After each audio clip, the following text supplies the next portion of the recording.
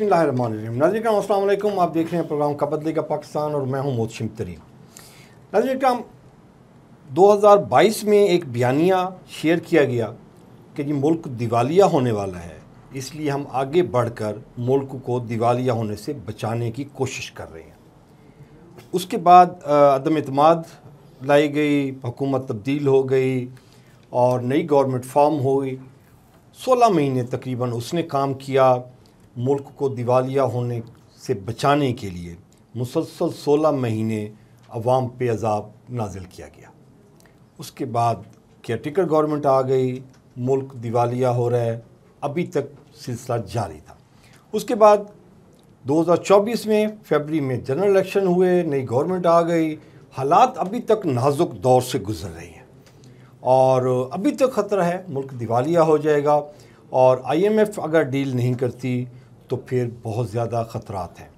IMF जो कुछ कहता जा रहा है ये करते जा रहे हैं और दूसरी साइड पे तमाम मिनिस्टर्स और ख़ुसूसन जो प्राइम मिनिस्टर साहब हैं शहबाज शरीफ साहब, ये बहुत सारे मुल्कों के दौरे कर रहे हैं और वहाँ जाके ये कह रहे हैं कि जी हमने कशकोल तोड़ दिया है, हमें जो है ना जी वो इमदाद नहीं चाहिए, हमें बिज़नेस चाहिए, हमें कारोबार चाहिए। और दूसरी तरफ जो पाकिस्तानी बिजनेसमैन हैं, इन्होंने अपना सारा पैसा उठाकर दुबई की रियल एस्टेट में इन्वेस्ट कर दिया। 11-12 अरब डॉलर की पाकिस्तानियों की इन्वेस्टमेंट है रियल एस्टेट में। और ये बड़ी अजीब सी बात है कि जी आप कनाडा, ऑस्ट्रेलिया, अमेरिका, इंग्लैंड में बैठे हुए बिजनेसमैन को कहेंगे कि जी आप पाकिस्तान में पैसा लेके आओ और मेरा पैसा दुबई में इन्वेस्ट है। ये अजीब साइंस है, इस पर कितना ट्रस्ट करेंगे और मुल्क को जो दिवालिया होने से बचाना है ये कितनी हकीकत है और इस पर कितनी सीरियसली काम हो रहा है, इस पर तजिया पेश करेंगे। सीनियर साफ़ी हैं, किसी तारुफ के मजाज नहीं है, जुनैद मलिक साहब। सर थैंक यू, बहुत शुक्रिया, थैंक्स फॉर द टाइम। की क्या पोजीशन है जी मुल्क की इस दफ़ा? कोई हालात बेहतर होने के चांसेस हैं या आवाम पुरानी तनख्वाह पे बेचारे काम करें? पहले तो आपका शुक्रिया कि आपने वक्त दिया और बड़े इंतहाई अहम मौजू के ऊपर बात करने के लिए बुलाया। बात यह है कि जिस अब भी हमारा मुल्क जो है वो नाजुक हालात से कहा जाता है कि हर आने वाला जो भी पार्टी का सरबराह होता है वो कहता है कि नाजुक हालात से गुज़र रहा है। ये नाजुक हालात तो पिछले सालों से चलते आ रहे हैं, चाहे कोई भी लीडर आया है, कोई भी पार्टी आई है। तो इस टाइम सूरत हाल ये है कि इसको बेहतर करने के लिए इक़दाम तो किए जा रहे हैं, मगर इक़दाम में वही फिर बात आ जाती है कि हमारे जो IMF के मुआहदे हैं, क्योंकि हम अपने ख़ुद स्टैंड नहीं कर सकते।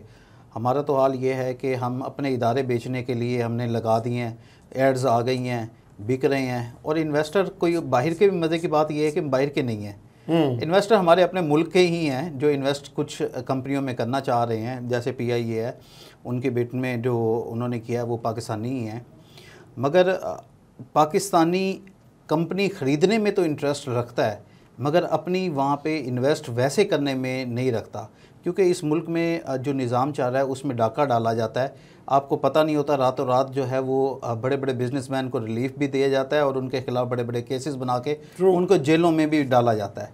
तो जो बेयकीनी सी होती है बिजनेसमैन में, वो यहाँ पे सरमायाकारी करने के लिए मौजू हालात नहीं नज़र आते, जिसके लिए अब हमारी आर्मी जो है वो पॉजिटिव साइन लेके आ रही है। और जो नई हुकूमत है उनके साथ मिलके जैसे ही ये हुकूमत आई, उन्होंने भी, आर्मी चीफ़ ने भी दौरे किए और अब वज़ीर आज़म जो है वो अपनी काबीना के साथ जो है वो दौरे कर रहा है और जो लाया जा रही है, सरमायाकारी लाई जा रही है, वो कहा तो यही जा रहा है कि हम सरमायाकारी लाएंगे, मगर वो सरमायाकारी किस वे में आ रही है? क्या उनको हम अपने इदारे या अपनी चीज़ें गिरवी रखने के लिए दे रहे हैं या क्या ये चीज़ें हैं, ये अभी तक जो है वो हिडन रखा जा रहा है कि वो किस वे में यहाँ पे आके सरमायाकारी करेंगे। अच्छा मलिक साहब, ये जो गिरवी रखने के लिए ये तो लोन होता है ना, लोन होता है, उसकी सिक्योरिटी के लिए वो लेते हैं कि आप ये चीज़ प्लज करेंगे, गिरवी रखवाएंगे, हम आपको लोन देते हैं, अगर आपने लोन वापस ना किया तो ये चीज़ हम टेक ओवर कर लेंगे। घर, ज़मीन, जैसे बिल्कुल दियातों में वो तो हमारी जैसे जो है हमारी मोटरवेज़ वगैरह, वो आपको पता है कि पहले बल्कि एयरपोर्ट्स भी हमारे जो है वो लोगों की तहवील में है, हम सिर्फ वहाँ पे पहरादारी के लिए हमारी हुकूमतें बैठी हैं। अच्छा, तो वो अभी तक जो प्लान है वो यही है कि जी जीसीसी गल्फ जो इसमें है वो पार्टिसिपेट कर रहे हैं, इधर से एग्री लैंड उनको दे रहे हैं, कुछ होटल्स इंडस्ट्री या कोई ऑटोमोबाइल इंडस्ट्रीज़, ये बेसिकली तो ये इन्वेस्टमेंट लेके आना चाह रहे हैं कि जी पाकिस्तान में आप आके बिज़नेस करें, जिसमें इन्होंने वो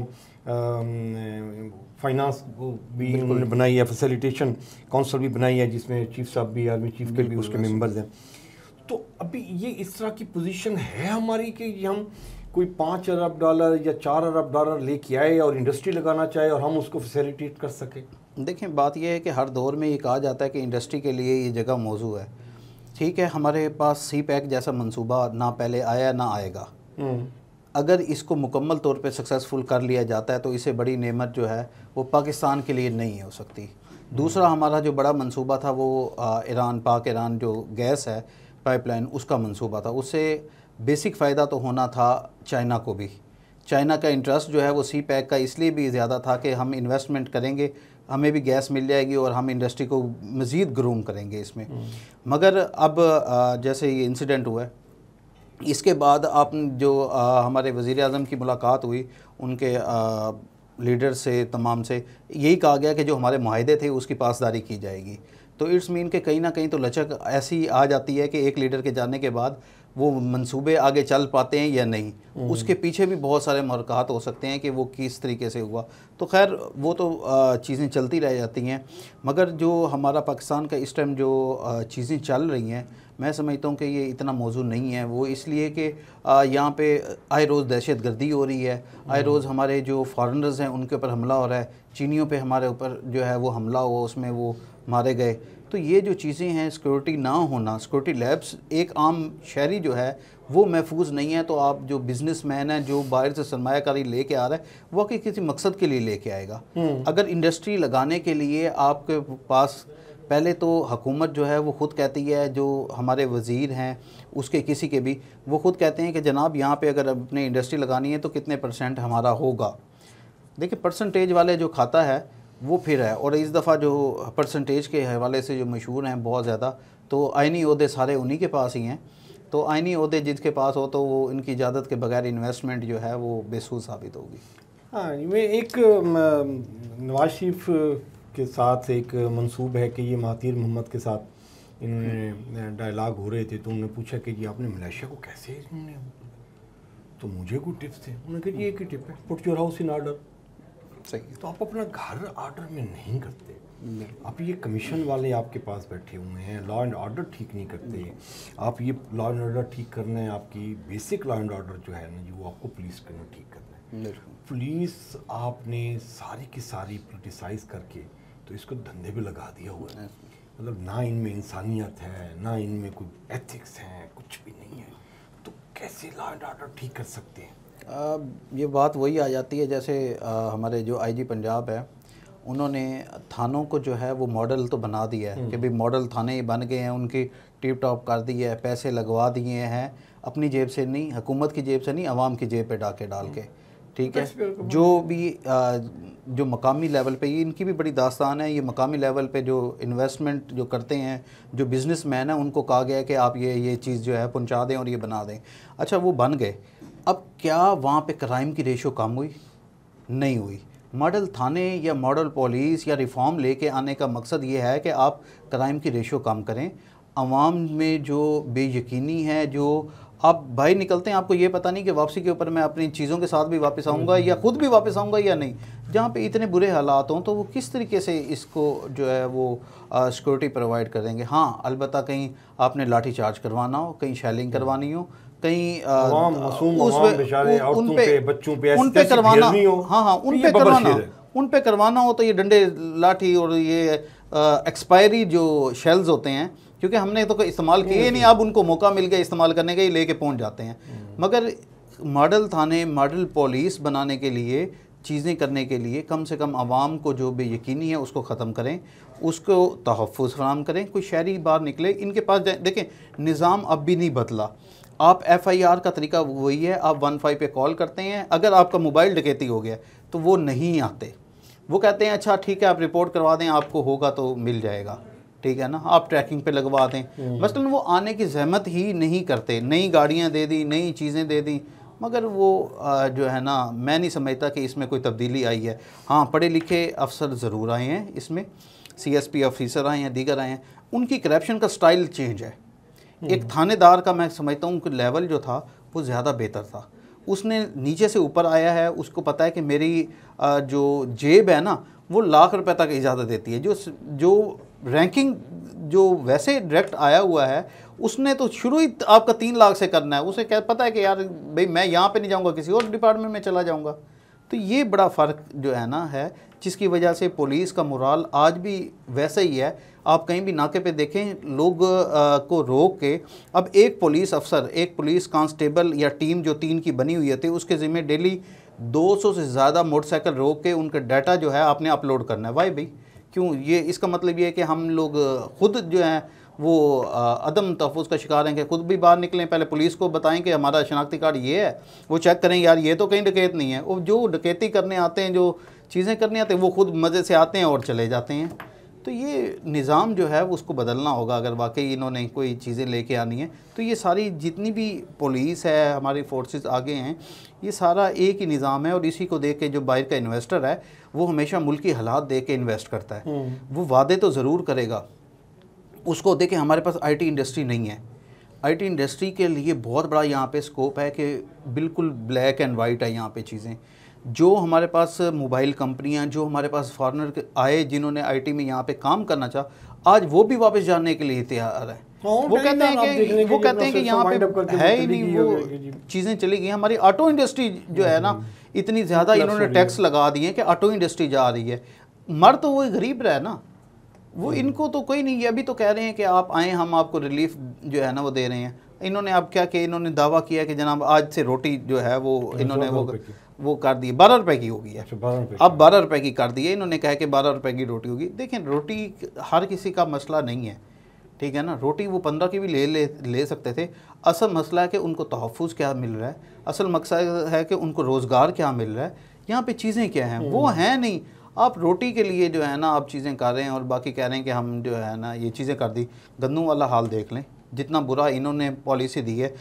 मुल्तान डिवीज़न की मैं आपको बात करता हूँ, थोड़ा सा उस टॉपिक से हट रहे हैं। मुल्तान डिवीज़न की बात करता हूँ, 2 लाख बोरियाँ इनके पास एक्स ईयर की पड़ी थी, ठीक है।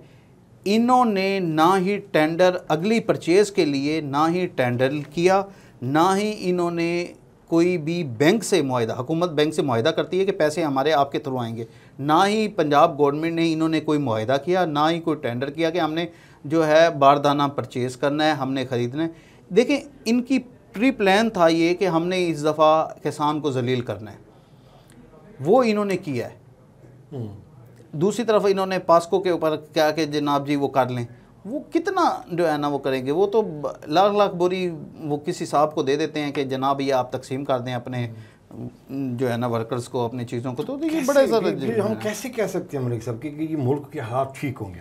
देखिए, आप ने खबर ब्रेक की है कि 10 अरब डॉलर का UAE से, बिल्कुल 10 अरब डॉलर का जो है ना जी वो इन्वेस्टमेंट के लिए आ रही है। बिल्कुल, वो पाकिस्तान में आता है, इन्वेस्टमेंट होगी। आपका 300-400 अरब रुपए का एक टीका लग गया आपको गंदम में। बिल्कुल ऐसे ही। तो आप 10 अरब डॉलर क्या, आप 50 अरब डॉलर पाकिस्तान में लेके आ जाए। अगर ये 300, 400, 500 अरब रुपए का एक एक टीका नहीं रोकेंगे आप, ये 400 अरब रुपए का, ऐसे ही है। कितने प्लेयर इन्वॉल्व होंगे? ऐसे ही है, बिल्कुल। आप ये देखें ना, चलें सारी चीज़ें छोड़ दें, जो हमारी बाहर एसेट पड़े हैं, जो अब ये दुबई प्रॉपर्टी लीक्स आई है, इसमें ही आप देख लें UAE के जो है ना, इसमें 1100 अरब से ज़्यादा जो है वो है, इसमें से 50% भी ले आए, ठीक है। अच्छा, हर एक बड़ा अलमिया है हमारे पास, हर हुकूमत आती है वो कहती है इतने अरब जनाब जी मैं ले आया। यही शहबाज शरीफ थे जिन्होंने अपने इंटरिम हुकूमत के अंदर भी इन्होंने कहा था कि UAE ने जो है वो हमें 7 अरब दे दिया, 5 अरब दे दिया, 2 अरब दे।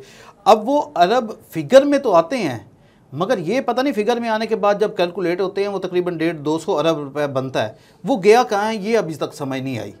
एक तरफ से ये कह रहे हैं कि जनाब हमारे सरमायाकारी के लिए आ रहे हैं, अगर सरमायाकारी के लिए आ रहे हैं तो वो कहाँ लग रहा है, किसके ऊपर लग रहा है, कोई पता नहीं। आप कहते हैं कि जनाब जी बजट के अंदर हम रिफॉर्म लेके आ रहे हैं, हम जो सरकारी मुलाजिम हैं 16 उस तक भर्ती नहीं करेंगे, हम उनकी जो पेंशन है वो ख़त्म कर रहे हैं, हम उनको जो है बाकी मरात जो है वो ख़त्म कर रहे हैं। मरात तो उनकी ख़त्म करनी चाहिए जो पहले ही जो है इतने लाखों रुपए अरबों रुपए कमा रहे हैं। अब 16 जो उसके लिए आप ख़त्म करके क्या आप कर रहे हैं? नई भर्तियों पे आप पाबंदी लगा रहे हैं, फिर भी पॉलिटिकल भर्तियां तो होनी है। आप कान इधर से नहीं पकड़ेंगे उधर से कहेंगे कि जनाब ये आर्जी 3 साल के लिए कॉन्ट्रैक्ट बेसिस पे भर्ती किया है, परमानेंट नहीं होगा ना। कॉन्ट्रैक्ट के बाद जो है वो 3 साल बाद जो उसका रूल है, जो हमारे लॉज हैं हमने उसको भी दे दें, 3 साल बाद वो पक्का होता है। आप उसको इधर से नहीं पकड़ेंगे तो आप उधर से कर देंगे। देखिए ये चीज़ें जो है ये उस वक्त जो है वो होती हैं जब आप मुकम्मल एक लॉ को भी इम्प्लीमेंट होने दें, उसके ऊपर चीज़ें करें, और ताकि देखें इंटरनेशनल कोई भी इदारा है वो मुकम्मल हर चीज़ जो है वो करता है। अब ये हमारा इलेक्शन है, उसके ऊपर इंटरनेशनल इदारों ने कहा कि ये सही नहीं हुए, जिसके ऊपर हम अपने साउथ पंजाब की विषय की मिसाल ले लें, अब्दुलरहमान कांजू वाली, ठीक है ना, वो 3 दफ़ा उसको रिवर्स हुआ, फिर वो ख़त्म हुआ, फिर वो हुआ। तो कहने का मतलब ये कि ये हम कहेंगे ना कि सिर्फ ये अब्दुलरहमान कांजू तक ये चीज़ें हैं। इंटरनेशनल जब सर्वे करते हैं ये लोग आते हैं, ये टोटल इन चीज़ों को काउंट करते हैं कि यार यहाँ पे हुआ क्या है, बेसिकली हालात क्या हैं, वो उसी हालात के ऊपर ही ये जो है ना करते हैं। अब यूएई के जो है हमारे पास आते हैं वो बादशाह जो हैं, इनके वज़ीर हैं जो रहीम यार खान, उनका बाकायदा फार्म हाउस जो उनके बने हुए हैं।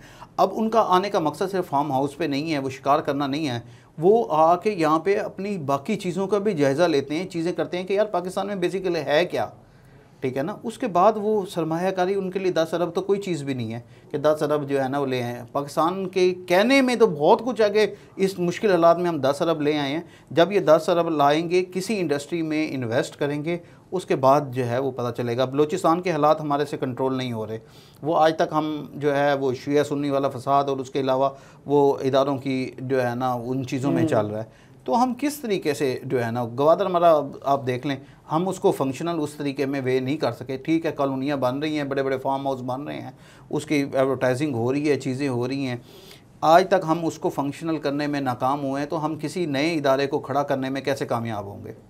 अच्छा, जब हम मतलब सब मुल्क को हम कहते हैं कि हम तरक्की की शाह पर चलाएंगे, तो इसमें तो बेसिक रोल प्ले करता है आपका डॉलर।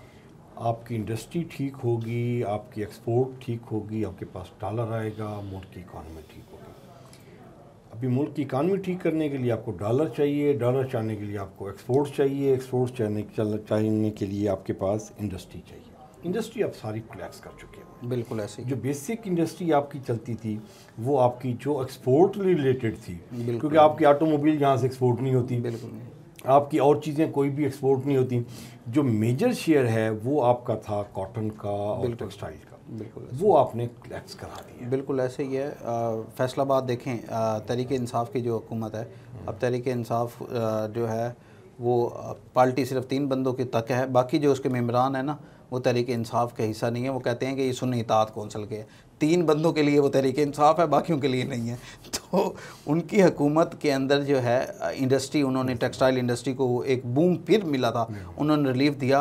और देखें कोरोना होने के बावजूद हमारे पास ऑर्डर इतने आ गए थे कि हम खुद कफील हो सकते हैं। वन वे सर्वाइवल था वो टेक्सटाइल का, वही कोरोना में वो देखें ना, वो इतना था कि हम उसको, वो कहते हैं ना कि हम पचा नहीं सके उसको, हम उसको जो है ना अवेल ही नहीं कर सके अपॉर्चुनिटी को, कि भी हम इसको इतना अवेल कर जाते कि तमाम दुनिया की नज़रें हमारी टेक्सटाइल पे होती कि यार हमने यहाँ से जो है ना वो चीज़ मंगानी है। मुश्किल वक्त में भी इन्होंने हमारे दिया। जब पूरी दुनिया में इंडस्ट्री बंद थी, पाकिस्तान वो वाहिद कंट्री था जो बाहर जो है वो चीज़ें भेज रहा था और यहाँ पे बन रही थी, चाहे किस भी वे में बन रही थी, महंगी बन रही थी, सस्ती बन रही थी, इतने ऑर्डर्स आ गए थे, इतनी हमारे पास चीज़ें थी। तो जब इंडस्ट्री को आप ख़त्म करते हैं तो आप इकोनॉमी को समझ लें आप ख़त्म कर रहे हैं, आप इन्वेस्टर को उड़ा रहे हैं बिल्कुल। उसके बाद इंडस्ट्री खड़े होने में वो वक्त लगता है, वो एक दिन की बात नहीं है। चलाने में उसको जल्दी लगता है, मगर बनाने में इदारों को जो है वो जो टाइम लगता है ना, उस टाइम के अंदर जो हुकूमतें होती हैं उनकी जो है वो अपनी चीज़ें पूरी हो जाती हैं। आपने मलिक साहब एक इंडस्ट्री लगाई, आपने उस पर अरबों रुपए लगाए, आपने टीम डेवलप की, आपने उसके बाद ब्रांड्स डेवलप किए, एक जनरेशन लग जाती है। उसके बाद गवर्नमेंट आके उसको ऐसी तैसी फेर देती है, तो फिर नई गवर्नमेंट आती है, वो आपको कहेगी ना मलिक साहब आप इंडस्ट्री की तरफ आए, आप कहेंगे मेरी तो है, मैंने पहले एक नस्ल पूरी लगा दी, 40-50 साल लगे, मैंने अरबों रुपए की इन्वेस्टमेंट की, उसके बाद मैंने जगह दी, प्लांट मंगवाए, उसके बाद मैंने टीम डेवलप की, एक्सपर्ट लेके आया, तो उसके बाद हल ही नहीं हो रहा कोई। तो इसमें अभी क्या पोजीशन नज़र आती है? मतलब अगेन वही क्वेश्चन है कि इस सारे हालात में डॉलर नहीं है, इंडस्ट्री नहीं है, एग्री नहीं है, मुल्क को हम कैसे ठीक कर लेंगे? लेकिन डॉलर को कंट्रोल करने के लिए तो हमारे पास इसाक डार साहब हैं, नायब वजीर डॉलर की प्राइस को कंट्रोल करते हैं। जी, वो ऐसे समझे डॉलर को कंट्रोल करने या प्राइस को कंट्रोल करने के लिए, क्योंकि जहाँ पे डॉलर का नाम आता था वो कहते थे इसाक डार साहब को ले आए, उसको ओहदा दे देते थे कि भाई आप जो है ना डॉलर ले। देखिए मसनूई जो है उसकी कीमतों को इस्तेकाम करना कोई बड़ा कारनामा नहीं है, आपके पास भी ये जो है वो चीज़ें हैं। बेसिकली तो जो आपके अपने इंटरनल जो पैसे हैं, जो चीज़ें हैं, उसको मजबूत करना है। बाहर वाले आप यहाँ पे ला के इन्वेस्ट करें ना, आप अपनी फैमिली को बाहर लेके जाते हैं, अपनी चीज़ों को आप बाहर करते हैं और आप कहते हैं कि उम्मीद रखते हैं कि बाहर वाले आएंगे यहाँ पे करेंगे। वो मैं समझता हूँ कि वो कहते हैं कि बल्कि ये वहाँ पे 10 अरब रुपए का या जितने भी अरब रुपए का इन्वेस्टमेंट करने नहीं जाते, बेसिकली ये अपनी चीज़ें देखने जाते हैं कि यार हमारी खड़ी हैं, हमारी वैल्यू बढ़ रही है। तो ये बड़ा जो है ना है, तो डॉलर को अगर कंट्रोल करना है तो सारी बात है हमने अपनी मैशियत को भी कंट्रोल करने के लिए हमारा सारा देखें कर्जा इस टाइम स्टेट बैंक की अगर आप स्टेटमेंट उठा के देखें तो वो कह रहे हैं हमारी शरह जो सूद है वो अब बढ़ेगी, वो चीज़ें क्योंकि हमारी ग्रोथ रेशियो जो है वो बहुत ज़्यादा हो गई है। तो ये बड़ी सारी जो चीज़ें हैं इस पे जो है ना वो जब तक कंट्रोल नहीं करेंगे मेरा नहीं ख्याल कि डॉलर नीचे आएगा। इंटरनेशनल इकोनॉमी सारी चलती डॉलर पे, आप कर्जे लेते हैं डॉलर में, देते हैं आप रुपए में हैं, और रुपए भी वो जो हमारे स्टेट बैंक के पास, हमारे पास रिजर्व ही नहीं है, तो हम किस तरीके से जो है उसको वो करेंगे। हमारी अलबत्ता जो एक पॉजिटिव साइन जा रहा है, हमारी जो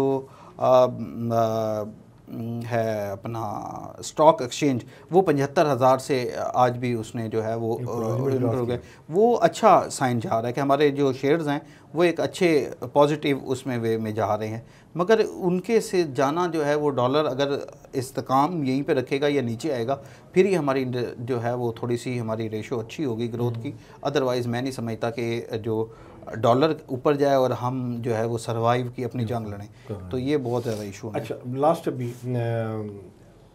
पीपल्स पार्टी किस हद तक मुस्लिम लीग नून की गवर्नमेंट को सपोर्ट करेगी? क्योंकि लास्ट जो 16 महीने में उन्होंने कहा कि हम ड्राइविंग सीट पे नहीं थे, जब इलेक्शन आए तो उन्होंने क्लियर कट कह दिया जी हमारा कोई कसूर नहीं है जी, मुल्क में कोई साथ तक अगर मुल्क में 16 महीनों में अवाम पे जुल्म किया गया है, मुल्क को स्टेबिलिटी की तरफ नहीं लेके जाएगा, तो इसमें हमारा कोई कसूर नहीं, हमारे पास तो कुछ भी नहीं था। तो अब भी ये उसी पैरामीटर पे काम करेगी पीपल्स पार्टी या जेन्युइनली कुछ रोल प्ले करेगी अपना? देखें उसी पैरामीटर पे ही काम कर रही है। वो कैसे इन्होंने लिए बेसिकली आईनी होते कि कोई भी हुकूमत आए जाए हम तो बैठे हैं, ठीक है। इन्होंने अब आप एक छोटी सी मिसाल ले लेते हैं, जो हमारे जर्नलिस्ट एक्ट जो इन्होंने लगाया अब इसमें, उसमें पीका एक्ट जो इसमें तरमीम की है, उसके ऊपर भी पार्टी इनका जो बयान है वो आ गया कि हम इसमें नहीं हैं, हम इसके जो है ना वो अगेंस्ट हैं, हम तो इज़हार राय के जो है वो हक़ में हैं। तो देखें ये छोटी छोटी जो पॉलिसी हैं, कल गवर्नर का इनका जो है वो बयान था कि पंजाब हुकूमत को इतनी क्या जल्दी थी कि जर्नलिस्ट एक्ट इनको लाना पड़ गया, ठीक है ना। तो ये आपस में देखें पॉलिसी जो है वो तजाद होता जब होता है ना, तो इट्स मीन कि आपका एक लेवल पे नहीं होता, सारे लेवल पे हो रहा होता है। आप मौलाना फजलुर रहमान को कंट्रोल नहीं कर सके, उसको आप हुकूमत में नहीं ला सके, अपना इत्तेहादी नहीं बना सके, वो अब अगेंस्ट इनके जो है वो 1 जून से जो है वो ऐलान करने के लिए जा रहे हैं। अच्छा, उसके अलावा जो है आप पीपल पार्टी के जितने भी इस किस्म का कोई भी काम होता है, सिंध में इन्होंने किया है, बाकी जगहों पे किया है, वो कहते हैं जनाब हमारा कोई इसमें नहीं, हमारे से तो मुशावरत ही नहीं करते, ये जिनसे करते हैं वो उनसे पूछ लें। किस लिए वो देखें वो बैठे इसलिए हैं कि उन्होंने, मैं फिर वही कह रहा हूँ कि उन्होंने बेसिकली आइनी ओहदे लेने थे, उन्होंने अपने आइनी ओहदे लिए हैं, उसमें उन्होंने अपना रोल प्ले करने के लिए सिर्फ ओहदों तक ही महदूद हैं। उन्होंने कहा कि मुफादात की जंग अपने तक महदूद रखें, ना कि दूसरी पार्टी को हम खिलाएं भी सही और उसके साथ हिस्सा भी बने। अच्छा, हिस्से वाला हिसाब यहाँ पे नहीं होगा। इसको अगर इस तनाज़र में देखा जाए कि जी अवाम अभी इतनी वो सीधी सादी और मासूम है कि उसको जाके कहेंगे कि जी हमारे पास तो जी प्रेसिडेंट था जी, हमारे पास तो चेयरमैन सेनेट था जी, हमारे पास तो गवर्नर थे, हमारे पास तो एक सूबे की हुकूमत थी। लेकिन हम जो मुल्क को तबाही की तरफ लेके जा रहा है, जो हुकूमत लेके जा रही है, हम उसके साथ बैठे थे, हम उसको सपोर्ट कर रहे थे, लेकिन हम कसूरवार नहीं है। ये कैसे कह सकती है पीपल्स पार्टी? देखें, इसकी एक मिसाल आपके ही इसमें देता हूँ। हमारे साउथ पंजाब से जो है वो सेक्रेटरीट ख़त्म होने के लिए सेक्रेटरीज़ को सारों को उड़ा दिया इन्होंने, एडिशनल वो चार्ज भी दे दिया और सारा कुछ कर दिया। उस पर पीपल पार्टी का यही था कि हमारे जो है वो इनके साथ ये बात नहीं हुई थी कि इसको आप ख़त्म करेंगे और सारा कुछ करेंगे। पीपल पार्टी ने तो खुद अब इस मूवमेंट को लेके आए थे, तमाम करारदाद पास करवाई थी, सारा कुछ हुआ था, मगर वो इनकी 2/3 अक्सरियत नहीं थी। इस टाइम जो रेशो चल रही है वो 2/3 इनके पास अक्सरियत वैसे ही हुकूमत के पास नहीं है। जो ये फ़ैसला आया और इनसे मखसूस नशिस्तें जो ख़त्म हुई हैं, तो हुकूमत के पास तो अब कोई आइन साजी करने के लिए, कोई चीज़ करने के लिए हुकूमत है ही नहीं, उनके पास तो सीटें ही नहीं है ना। बात है ना, ये जो देखें सेक्रेटरीट को रिवर्स कर दिया है, ये तो सिंपल एक नोटिफिकेशन पे किया है, नोटिफिकेशन पे किया है, मगर इसके ऊपर भी पार्टी ने कोई पीपल पार्टी की तरफ से तो कोई ऐसा नहीं है ना। उन्होंने कहा है कि ख़त्म नहीं करना चाहिए था इनको। हम वो ये पार्टी बयान देते हैं कि हम सब सेक्रेटरीट नहीं जाते, हम तो सूबा जाते हैं, हम तो सूबे के लिए मूवमेंट जो है उसका हिस्सा हैं। हम सेक्रेटरीट की ख़त्म हो या जो भी हो, कोई इसमें हमारा वो किरदार नहीं है। देखिए, गवर्नर उनका, हुकूमत उनकी चीज़ें, हमारे चेयरमैन सेनेट का मकाम, सदर साहब हमारे यहाँ के चीज़ें, यहाँ पे सारा कुछ, बल्कि एक ही जो है ना घर में सीट, पूरा मुल्तान ही उनका है, लेकिन सीटें तो जो है वो कहीं और गई नहीं ना, पूरा मुल्तान उनका है। तो आप मुल्तान ही पूरा उड़ा के आप रख दें तो पीछे रहता क्या है? आप फिर इसका मतलब तो यही है कि आप अपने लिए आए हैं, सिर्फ दिखाने के लिए आए हैं कि भाई हम आ गए हैं मैदान में, अब होशियार हो जाएं आप, बस ये करने के लिए आए हैं। इसीलिए जो है वो तमाम तर चीज़ें हो रही हैं। अदरवाइज़ तो पीपल पार्टी जो है वो, आप जितनी भी स्टेटमेंट आई हैं, जो भी बड़ी बड़ी फॉरेन पॉलिसीज़ हैं या चीज़ें हैं, उसके ऊपर इनकी स्टेटमेंट क्लियर है कि हम इनके जो है किसी भी हिस्से नहीं बनेंगे। तो एक तरफ वाकई ये है कि अपने इन्होंने ओहदे ले लिए, चीज़ें ले ली, ओहदों के लिए ये थे, अब जो लेना था वो ले लिया। अब उनको शटअप कॉल देने के लिए आप देखें तहरीक इंसाफ जो है उसके अब रिलीफ उनको जो है वो मिलना शुरू हो गया है। उनके केसेस जो है वो अब ख़त्म होते जा रहे हैं, चीज़ें जो है वो ख़त्म हो रही हैं। उससे बहुत ज़्यादा जो है वो इनको हो रहा है कि ये अब आखिर हो क्या रहा है। इसके पीछे भी बड़ी कहानी है कि ये क्यों ख़त्म हो रहे हैं और कि किस वजह से ख़त्म हो रहे हैं, इसके भी बड़ी सारी चीज़ें हैं। चलें मलिक साहब, बहुत शुक्रिया आपके टाइम का। और ये जो केसेस वाला आपने कहा, इस पे हम नेक्स्ट आपसे टाइम लेंगे और इसकी स्टोरी सुनेंगे आपसे। लेकिन ये था आज का प्रोग्राम। और जैसे मैंने अपने इंटरव्यू में बताया था कि जी मुल्क जो है ना जी वो दिवालिया हो रहा है, डिफ़ॉल्ट होने का ख़तरा है। और जितनी गुफ्तगू अभी जुनैद मलिक साहब ने की है, उससे अंदाज़ा हो रहा है कि जी हम निकलने का हमारे लिए कोई रास्ता नहीं है, हम इसमें और फंसते जा रहे हैं। जितने पैसे आते जा रहे हैं, डॉलर आते जा रहे हैं, हम इसमें लगाते जा रहे हैं। कोई एक बाल्टी है, उसमें 10 सुराख हैं, उसको आप ट्यूबवेल के आगे रख देंगे तो वो बाल्टी कभी नहीं भरी जाती जब तक आप उसके सुराख बंद नहीं करेंगे। तो ये अगर इसी तरह का दुबई लीक्स होते रहे हैं, इसी तरह का गंदम का जो स्कैंडल होते रहे हैं, आगे चीनी स्कैंडल भी आ रहा है और वो बताया जा रहा है कि जी 40 फैक्ट्रियाँ बंद हो जाएंगी अगर गवर्नमेंट ने चीनी एक्सपोर्ट करने की परमिशन ना दी। तो एक बड़ा स्कैंडल वो भी आ रहा है और अवाम बेचारे वहीं के वहीं खड़े हुए हैं और सिवाय दुआ के और कोई हल नहीं है जी। अपना और अपने प्यारों का ख्याल रखिएगा जी। बहुत चिंतन को इजाज़त दीजिए। अल्लाह ने के बाद।